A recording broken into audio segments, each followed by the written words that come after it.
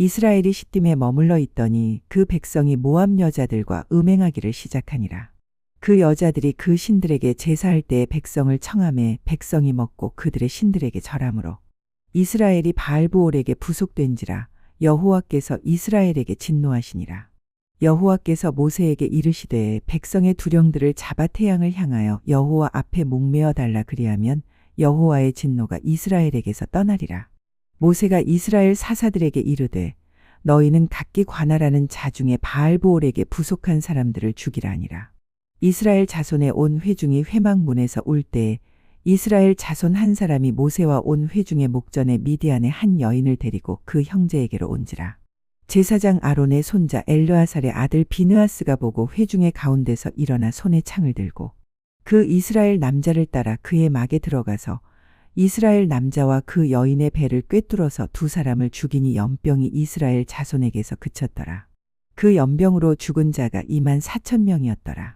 여호와께서 모세에게 일러 가라사대 제사장 아론의 손자 엘르아살의 아들 비느하스가 나의 질투심으로 질투하여 이스라엘 자손 중에서 나의 노를 돌이켜서 나의 질투심으로 그들을 진멸하지 않게 하였도다.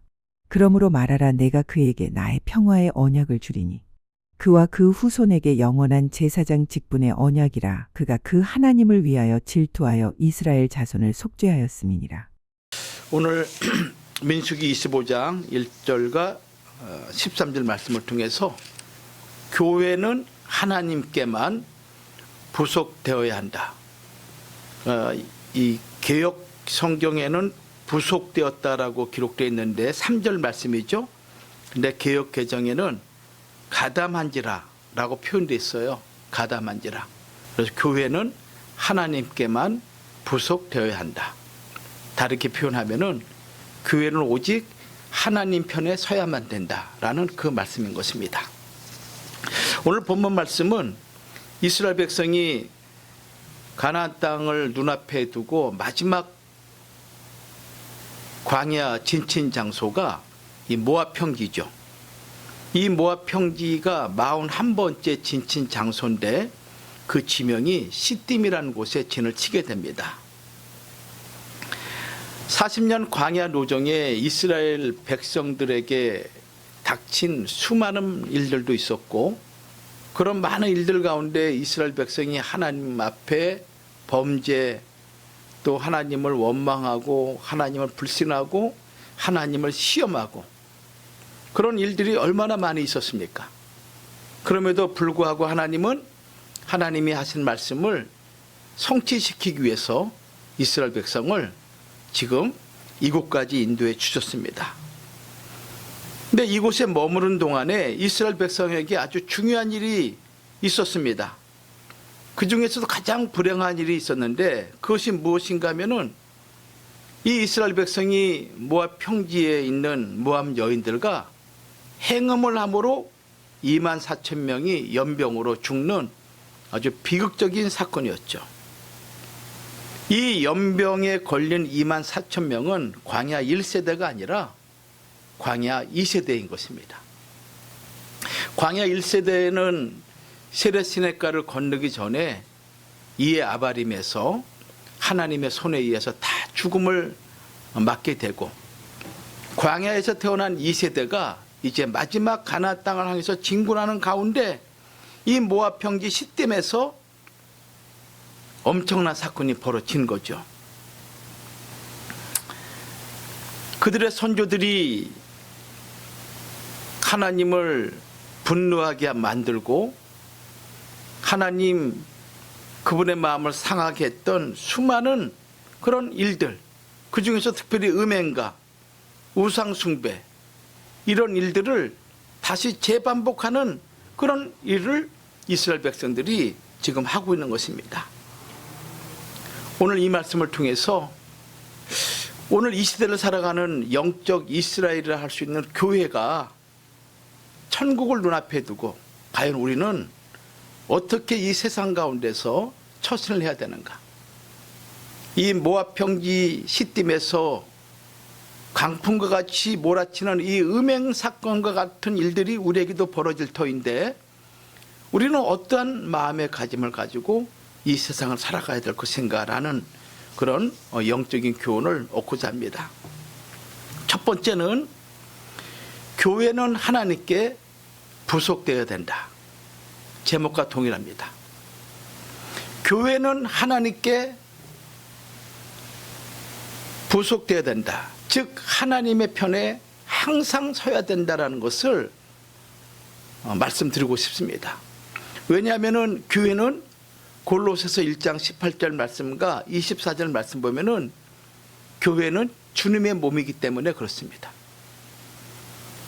골로새서 1장 24절 말씀 보면은 나는 이제 너희를 위하여 받는 괴로움을 기뻐하고 그리스도의 남은 고난을 그의 몸된 교회를 위하여 내 육체에 채우노라. 그러니까 주님의 몸된 그 교회를 위해서 사도 바울은 마지막 때 주어진 거룩한 이방 선교의 사명을 기꺼이 감당하기 위해서 그 일을 위해서 수많은 고난과 어려움 심지어 죽음까지도 불사하고 내 육체가 감당하겠다라는 그 말씀을 골로새서 1장 24절에 말씀하고 있죠. 또 교회를 가리켜서 고린도전서 3장 9절은 우리는 하나님의 동역자들이요 너희는 하나님의 밭이요 하나님의 집이다 이렇게 말씀하고 있습니다. 우리 각자가 하나님의 밭이고 하나님의 말씀을 받는 하나님의 그 씨를 받는 신령한 밭이고 또 하나님의 머무는 신령한 집이다. 동시에 우리는 하나님의 동역자들이다. 그렇기 때문에 우리는 반드시 하나님의 편에 서야 된다 라는 것을 우리에게 강조하고 있는 거예요. 오늘 본문 말씀 보면은 하나님의 눈을 거스르게 한 일이 발생하죠. 그것은 무엇인가 하면은 모압 여인들이 자기들의 우상에게 제사할 때 이스라엘 백성을 유혹을 합니다. 이 유혹을 받은 이스라엘 백성은 모압 여인들의 섬기는 우상에게 절을 하고 여기 절을 하고 이 사건은 단순히 우상에게 절을 하였다라는 것이 아니라 모압 여자들과 음행을 하고 그 몸을 우상에게 바치는 행위 아주 철저하게 우상에게 복속된 상태를 의미하고 있는 것입니다. 고전 6장 16절 말씀 보면은 창기와 합하는 자는 저와 한 몸인 줄을 너희가 알지 못하느냐. 주와 합하는 자는 주와 한 영이다 라고 말씀한 것 같이 음양 이 사건을 통해서 이스라엘 백성은 거룩한 선민의 그 정체성을 잃어버리고 이방 여인과 우상과 더러운 세상의 그 음행의 영과 하나가 되는 엄청난 죄악을 하나님 앞에 범하고 있는 것입니다. 이 하나님께서 진노하셔서 민수기 25장 4절에 이렇게 말씀하시죠. 백성들의 두령들을 잡아 태양을 향하여 목매어 달라. 그리하면 여호와의 진노가 이스라엘에게서 떠나리라. 이렇게 분노의 말씀을 표현하죠. 백성들의 두령들 그들을 잡아가지고 태양을 향해서 목을 메어 달아라. 그러면 내 진노가 풀어질 것이다 라고 이렇게 말씀하고 있습니다. 또 이어서 모세는 이스라엘 재판관들에게 말하기를 너희는 각각 관할하는 자 중에 바알보올에게 부속한 사람을 죽이라 이렇게 명령을 하고 있는 거예요. 죽이라 이렇게 명령하고 있습니다. 이 말씀을 통해서 우리가 알 수 있는 것은 백성들의 두령이 모압 여인과 음행을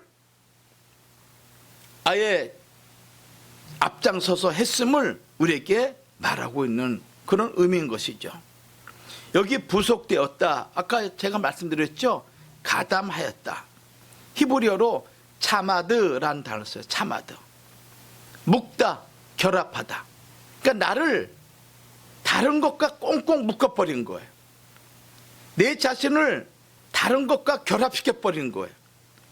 근데 이것은 뭐냐면은 수동적인 입장이 아니라 능동적으로 스스로 결합하다, 스스로 얽어 매인 것, 그런 의미를 가지고 있는 것입니다.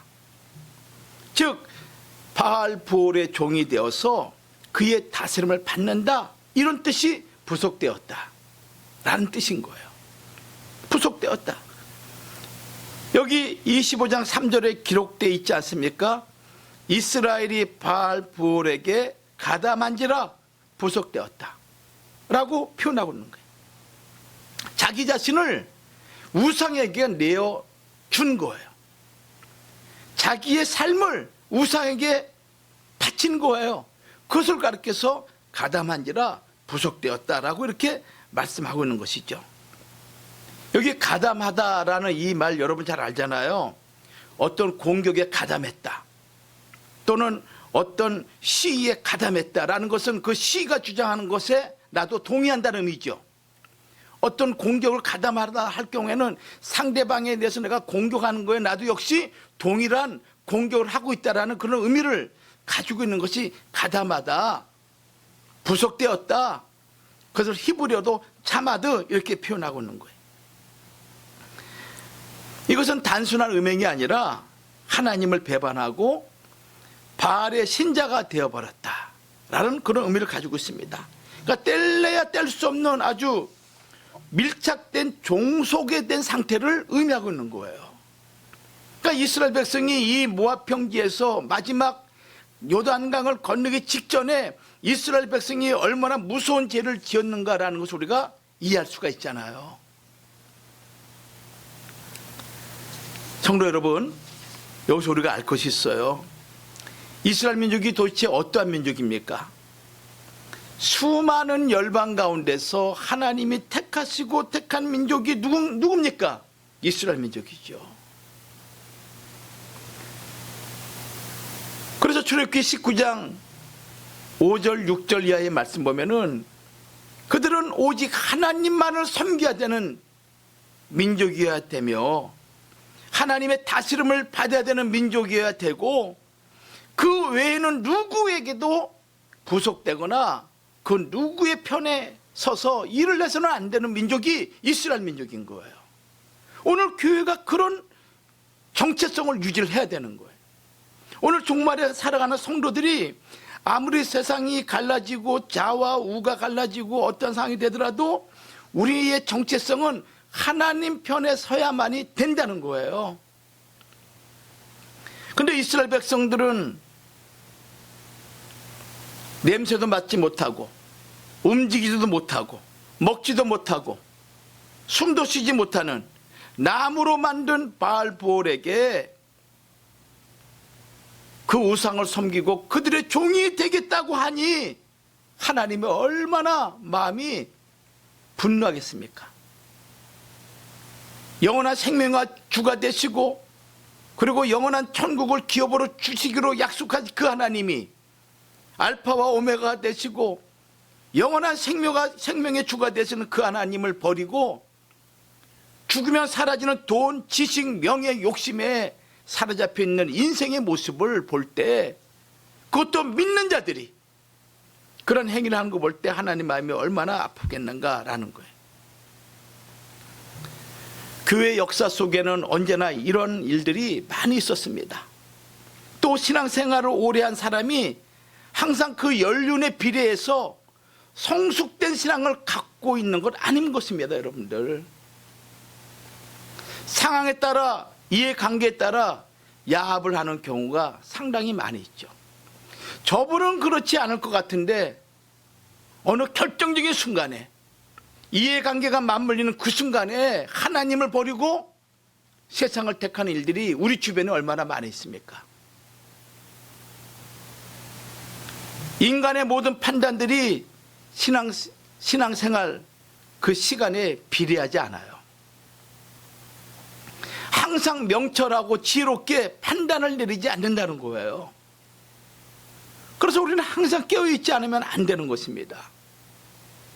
내가 아무리 모태신앙이라 할지라도 내가 수십 년의 신앙생활을 한다 할지라도 내가 이 순간 은혜를 저버리고 내가 이 순간 하나님 그 목전에 내가 거하지 않는 그 순간 우리는 어둠이 틈타게 되고 사단 마귀가 우리의 마음을 농락하는 일들이 너무나 많아요.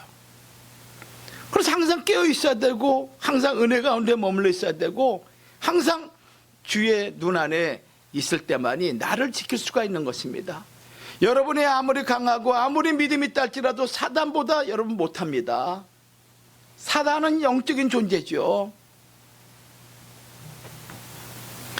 눈에 비늘이 끄게 되면은 하나님의 공의가 무엇인지, 하나님의 의가, 진리와 참됨이 무엇인지, 내가 섬기는 하나님이 어떤 하나님인지 망각하게 된다는 거예요.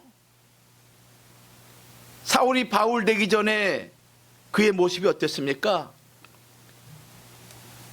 그가 배운 율법에 의해서 예수 그리스도를 볼 때 예수 그리스도는 저주받아 마땅한 인물이요, 그리고 자기 땅에서 영원히 사라져야 될 수밖에 없는 그런 이단 중에 이단이 누구냐? 예수 그리스도였습니다. 그래서 사도행전 9장 1절 이하의 말씀 보면 대제사장에게 예수 믿는 자를 찬멸하기 위해서 그들을 어떻게 합니까? 위협과 살기가 등등 해가지고 죽이기 위해서 허락을 받고 다메섹으로 내려가는 과정 아닙니까? 그 과정에서 부활하신 주님을 만나고 난 이후에 그의 눈에서 비늘 같은 것이 떨어지고 난 이후 그는 사울에서 바울로 바뀌게 된 거예요.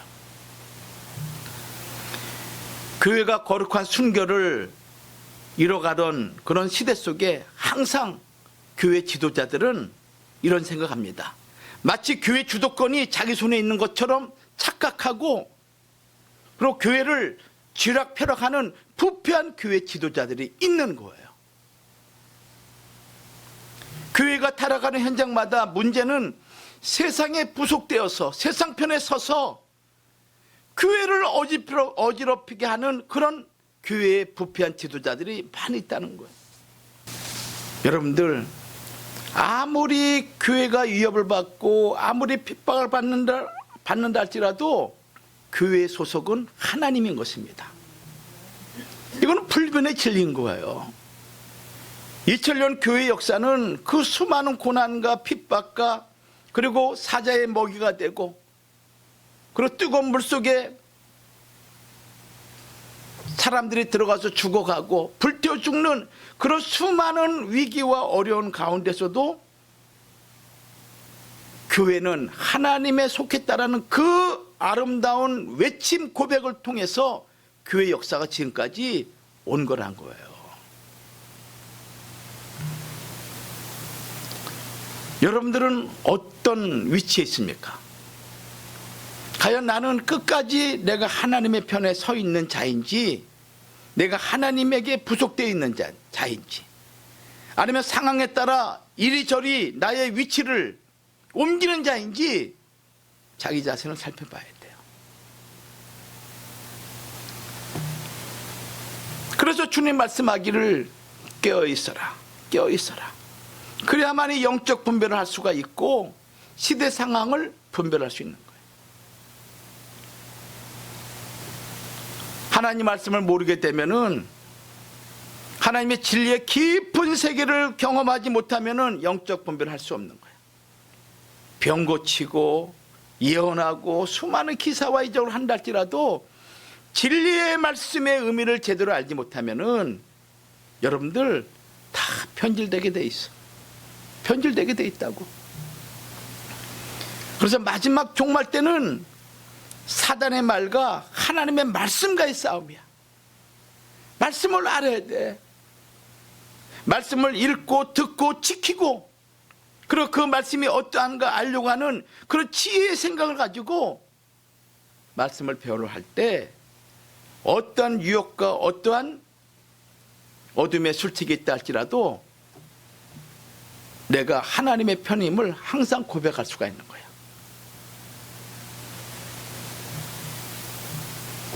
고린도전서 2장 13절과 14절 말씀 보면은 우리가 이것을 말하거니와 사람의 지혜에 가르치는 말로 아니하고 오직 성령의 가르치신 것으로 하니 신령한 일은 신령한 것으로 분별하느니라. 신령한 일은 신령한 것으로 분별한다는 거예요. 이 세상에 돌아가는 모든 것들이 여러분들 우연히 돌아가는 것이 아닙니다. 하나님의 섭리 가운데 하나님이 끌고 가시는 거예요. 저 이란과 미국의 전쟁이 우연하게 어쩌다가 이권 문제 때문에, 경제 문제 때문에 일어난 전쟁이라 생각하겠습니까? 전쟁은 하나님께 속하는 거야. 세상 역사는 하나님의 구속 역사 가운데 하나님의 의도하신 대로 끌고 가는 거야. 믿는 자들에게 두려움을 주고 믿는 자들에게 어려움을 주기 위함이 아니라 믿는 자를 구원하기 위한 하나님의 구원의 역사라는 거예요. 이걸 알 때 이런 모든 환경과 여건 가운데서도 내가 얼마나 복된 자인가라는 것을 알게 되는 거예요. 근데 우리는 하나님 말씀을 잘 이해 못하면은 그런 사건이 더 두렵게 보이고 더 무서워 보이는 거야. 내가 살까 죽을까, 경제적인 문제는 어떻게 될 것인가. 그래서 하나님의 말씀을 신뢰하지 못한 자이기 때문에 그 속에서 그런 마음이 자꾸 생기는 거예요.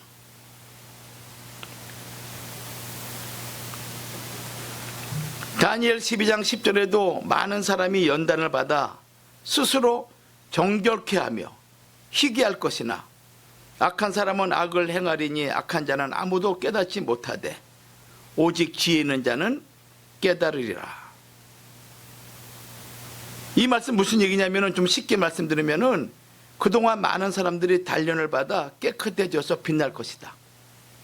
그럼 지금은 단련 기간이야. 지금은 단련 기간이야. 내 마음을 잘 정리하고 내 마음이 과연 하나님 보기에 합당한 마음인지를 스스로 정리해가는 그런 기간이에요. 악한 사람들은 끝내 눈이 열리지 않아 악한 짓을 계속 하겠지만 슬기로운 지도자들은 눈이 열려 환하게 할 것이다. 여러분들은 슬기로운 성도들이 되길 바랍니다. 보이는 것에 여러분들 연연하지 말고, 인생 나이 70, 80입니다.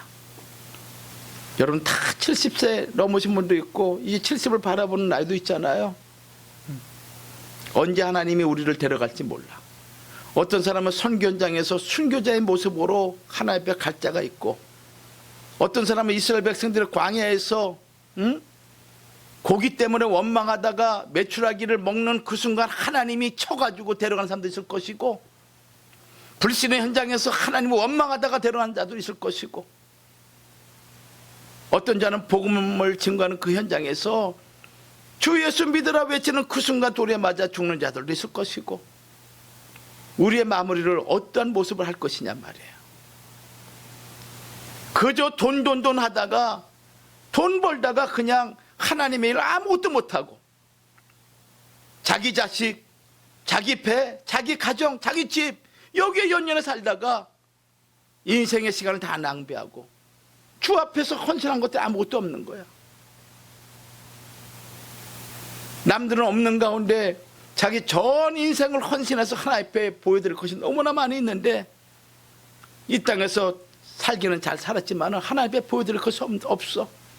그런 인생은 되지 말아야 될 거 아니야. 이 땅의 삶이 얼마 짧은 인생인데.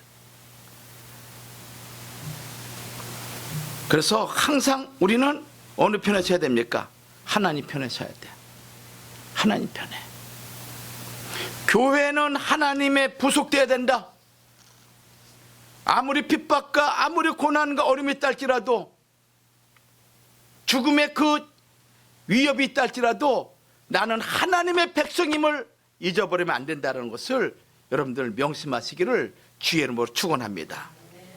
두 번째는, 교회는 죄에 대해서 단호한 태도를 보여야 됩니다. 교회는 죄에 대해서 단호한 태도를 보여야 된다. 5절 말씀 보면은, 모세는 이스라엘 사사들에게 명하여 각기 관할하는 자 중에서 바알브올에게 부속한 사람을 죽이라고 명령을 합니다. 이 모세의 명령은 인간적으로 볼 때 차마 시행하기 어려운 일이죠. 내 부모가 바알브올에게 부속할 자가 있을 것이고, 내 자식이, 내 이웃이 바알브올에게 부속하여 하나님 앞에 범죄한 그런 주변에 많은 일들이 있는 거예요. 그래 그 사람을 어떻게 죽입니까? 사사들이 모세의 명을 받아서 죽여야 되는 대상이 그들의 가족이고 친족들이었습니다. 이 명령을 받고 모든 백성이 해막문 앞에 서서 울고 있을 때 이 와중에 이스라엘 자손 한 사람이 모세와 모든 회중이 지켜보는 가운데 미디안 여자를 데리고 옵니다. 그리고 그 여자를 자기 천막 안으로 데리고 들어가는 거예요. 육신적인 정욕이, 육신적인 그 죄악이 얼마나 가득했던지 사람들이 눈물을 흘리고 두령들이 죽어 나자빠지고 연병이 돌고 있는 그런 상황 아랑곳하지 않고 자신의 정욕을 채우기 위해서 미디안 여자를 데려오는 거예요. 장막에 들어간 거예요. 이 두 사람의 죄악이 얼마나 지나쳤던지 성경은 그들의 이름을 밝힙니다. 민수기 26장 14절에 시므리 그의 아버지 실루라는 이름과 더불어서 시므온 지파다라고 얘기하고 있고, 또 여자는 고수비 수르의 딸이다, 미디안 족장의 수르의 딸이다, 이 이름을 언급을 하고 있는 거예요. 언급을 하고 있는 거야. 구속사를 이어가는 사람들의 이름이 있는 반면에 치약으로 말미암아 하나님의 뜻을 도전하는 자들의 이름이 성경은 대비해서 기록하고 있는 거야. 죽음을 불사하고 하나님 말씀을 언약을 지키고자 하는 그들의 거룩한 이름, 그 이름과 더불어서 거기에 도전하고 하나님의 뜻을 반발하고 하나님의 불신하는 그런 죄악된 자들의 이름이 같이 대비해서 기록되고 있는 거예요. 시간이 지나고 난 다음에 여러분들 그 이름이 사람들에게 어떻게 알려질 것인가? 여러분 일제시대 때 을사오적 아시지 않습니까? 지금은 모든 백성이 다 알고 있는 거야. 그 당시에는 궁중 안에 있는 실세들, 그들만 알고 있었지만 역사가 이제 알려지고 드러나는 그 순간 모든 백성이 알려지는 거야. 역사책에 기록되어 있는 거야. 이완용을 중심으로 해서 박계순, 이지용, 이근택, 권중현, 그 5명의 이름이 우리 대한민국이 이 지구에 사라지는 그날까지 그 이름은 을사오적으로 기억이 될 거란 말이야. 응? 1938년 신사 참배, 이것은 종교가 아니라 국가의식이다라고 얘기하면서 총회장, 부총회장, 노회장을 데리고 신사에 참배했던 그때 그 일을 결정한 홍택기라는 목사 이름, 한국교회사의 그 이름이 지금도 잊어버리지 않고 기록되고 있는 거예요. 하물며 하나님의 생명책에 여러분들 우리가 어떤 이름으로 어떤 모습으로 기록될 것인가 생각해 봐야죠. 지금은 서로가 잘 몰라요. 어떤 마음으로 무슨 일인지 몰라. 그러나 하나님 앞에 서는 그날 다 드러나게 돼 있어. 드러나게 돼 있는 거야. 근데 이때 이 시므리와 고십이 두 남녀가 자신의 정욕에 그냥 사로잡혀 가지고 천막에 들어가서 그 악한 짓을 하는 그 순간 제사장 아론의 손자 엘르아살의 아들 비나스가 이를 보고 그 천막에 들어가서 창으로 그 남녀의 배를 뚫어가지고 그를 죽이는 사건이 발생하죠. 모세가 비나스에게 그 일을 하라고 명령한 거 아니었습니다. 또 비나스가 그런 일을 하는 사람을 찔러 죽이라고 제비 뽑아가지고 비나스가 당첨돼서 그 일을 한 것도 아닌 것입니다. 비나스의 마음속에는 무엇입니까? 하나님 백성들 속에 침투하는 그 신앙을 파괴하는 그 무서운 죄악을 두고 볼 수 없었던 마음이야. 의로운 분노죠. 거룩한 분노야. 이렇게 우리 민족, 우리 하나님의 택한 백성이 이렇게 한순간에 무너질 수 없다라는 의로운 분노를 가지고 그들을 죽인 거 아닙니까? 하나님을 사랑하고 하나님에 대한 신선한 믿음, 그리고 하나님을 경외하는 그 뜨거운 심정, 그것이 그에게 있었기 때문에 그 패역한 죄를 볼 수가 없었던 거예요. 그래서 하나님의 질투심을 가지고 벌떡 일어나서 두 사람을 창으로 배를 꿰뚫어서 죽인 것 아니겠습니까? 이것이 하나님의 진노를 멈추는 방법이 되었고, 그 이스라엘 민족 전체가 연병으로 죽어가는 그 순간에 이스라엘을 하나님의 심판에서부터 구원해내는 조건이 되었다. 여러분들, 마지막 시대 때도 이런 사람이 필요한 거야. 다 묵묵히 있고 입 다물고 있는 이 시대에 하나님이 원하신 뜻이 무엇인지, 죄를 죄라 얘기할 수 있고 의를 의라 얘기할 수 있는 그런 진리의 사람이 우리에게 필요한 거예요. 그런 교회가 있어야 되는 거예요. 그것을 말씀으로 사로잡히지 않으면 안 되는 것입니다. 안 되는 거야. 하나님을 지극히 사랑하고 그분의 말씀에 전적으로 순종하며 살아가는 자들, 그런 자들은 죄를 심히 혐오하는 마음을 갖는 것과 비례하는 거예요. 하나님을 사랑하고 하나님을 경외하는 자의 마음은 그만큼 죄를 싫어한다는 거예요. 이해를 하셨습니까? 그러니까 여러분들이 그런 사람이 돼야 돼. 그런 사람이 돼야 돼. 마지막 시대 하나님이 그런 사람을 원하시고 계셔. 그냥 물에 물 탄 즉 술에 술 탄다. 라오디게아 교회같이 그런 사람 원치 않아. 마지막 때는 분명히 자기 위치를 확고하게 정해야 되는 거예요. 자기의 죄와 자기가 몸담고 있는 공동체 죄 때문에 낭망하고 슬퍼하고 포기해버리는 것, 또 누군가가 나서서 해주기를 바라는 것, 그거 다 용기 없고 비겁한 짓이란 말이에요. 그러지 말라는 것입니다.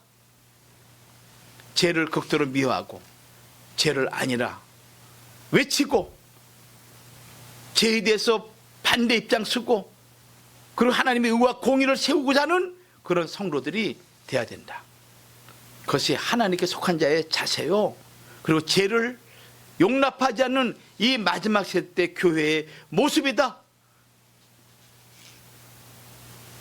말할 수가 있는 것입니다. 하나님은 질투하시는 하나님이시다는 것을 잊지 마십시오. 그저 하나님은 사랑이시다라는 그 말로 모든 것을 다 덮으려고 하면 안 된다는 것입니다. 진짜 사랑은 하나님의 의와 공의가 이루어지는 그곳에 하나님의 진짜 사랑이 이루어지는 거예요. 죄도 잘못한 것도 그저 그냥 다 어울려져 가지고 우리가 하나다, 우리가 남이가 하는 그런 마음으로 해서는 안 된다는 거예요. 죄를 분리시키고 의와 공의가 분명하게 세워져야 된다는 것을 우리에게 가르쳐주고 있습니다. 그래서 분별의 영이 있어야 돼요. 하나님 말씀에 지혜가 있어야 됩니다. 분별이 없이, 또 분별의 영이 없이 열심으로 한다는 거, 그것이 하나님의 뜻에 맞는 것이 결코 아닙니다. 분별 없는 열심은 교회의 본질을 흐트러지게 만들어 잘못된 방향으로 가게 만든다는 거예요. 비나스, 성경에 그 이름이 민수기 25장 전에는 등장하지 않았습니다. 근데 민수기 25장에 비나스가, 이 세상에 비나스가 존재하는 이유를 민수기 25장은 딱 설명하고 있는 것입니다. 하나님의 그 뜨거운 질투하심으로 이스라엘 백성을 구원해내는 놀라운 사건, 그 한 번의 사건이 비나스와 그의 가문의 위대한 축복을 갖고 오는데, 그 축복이 뭡니까? 평화의 언약의 체결자가 된 거예요. 평화의 언약의 체결자. 어떤 경우에는 공의로운 말 한마디가 상상 밖의 엄청난 하나님의 일을 하는 경우가 있습니다. 위기 가운데 하나님의 뜻을 분명히 밝히는 그 하나의 사건이 하나님의 그 거룩한 뜻을 드러내는 놀라운 일을 이룰 수 있다는 거예요. 그런 자들이 되기 바랍니다. 아셨죠? 예, 마음에 낙심하고 좌절하고 그게 아니라 하나님을 의지하는 그런 백성들 꼭 되길 바랍니다. 결론 맺습니다. 하나님은 이 비나스 사건을 통해서 하나님의 교회가 얼마나 거룩하고 순결된 모습을 유지해야 된다라는 것을 우리에게 가르쳐주고 있습니다. 훗날에 이 비나스 행동이 범죄한 이스라엘 백성을 구원해낸 놀라운 사건임을 시편 기자는 고백을 해요. 그때 그 사건이 우리에게 얼마나 축복의 사건이었는가. 이것이 시편 106편 30절과 31절에 기록되어 있습니다. 우리 한번 찾아볼게요. 시편 106편 30절과 31절. 이 비나스의 행동으로 말미암아 범죄한 이스라엘 백성이 구원의 이 은혜를 입었다는 사실을 고백하는 시인의 노래인 거예요. 시편 106편 30절과 31절 같이 한번 읽도록 하겠습니다. 시작. 그때 비나스가 일어서서 중재하니 이에 재앙이 이 일이 그의 의로 인정되었으니 대대로 영원까지로다. 아멘. 아셨죠? 그때 시편 기자가 그 위기의 순간에 이스라엘 백성이 연병으로 죽어가는 그 위기의 순간에 비느하스가 일어나서 중재하니 다르게 표현하면은 처형하였으므로 그 두 사람 죄의 근원을 죽여버렸다는 거예요. 그걸로 말미암아 재앙이 그쳤다. 이 일이 그의 의로 인정되어서 대대로 영원까지 그의 의로 하나님이 인정했다. 우린 작지만은 여러분 각자 개개인이 하나님의 의로 인정받는 성도들이 되기 바랍니다. 아셨죠? 예, 오늘 두 가지 잊지 마십시오. 교회는 누구 편에 돼야 됩니까? 하나님 편. 얼마나 지금은 세상이 세상 편에 서 있는 교회가 많은지 몰라. 세상 편에 서 있는 교회가 많아. 인본주의, 종교타원주의, 물질주의, 그럴싸한 모습을 띠고 있지만은 하나님의 말씀이 없는 교회. 두 번째, 죄에 대해서 어떻게 합니까? 단호한 태도를 보여야 된다. 이게 바로 교회를 거룩하고 순결하게 만드는 방법이다. 이 사실 여러분을 마음에 명심하시면서 여러분 각자가 그런 성도들이 되기를 주의 이름으로 축원합니다. 기도하겠습니다. 하나님 감사합니다.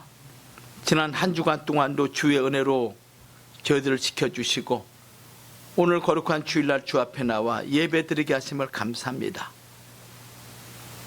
혼란과 그리고 온갖 어둠이 역사하며 진리는 무너지고 거짓이 난무하는 이 세상 가운데 우리가 살아가고 있사오니 하나님이여 어떠한 상황 어떠한 혼란한 가운데 있을지라도 오직 진리의 말씀만을 의지하고 붙잡고 묵상하며 이 시대와 짝하지 아니하고 하나님에게 속한 거룩한 백성들로 살아가도록 우리를 도와주시옵소서.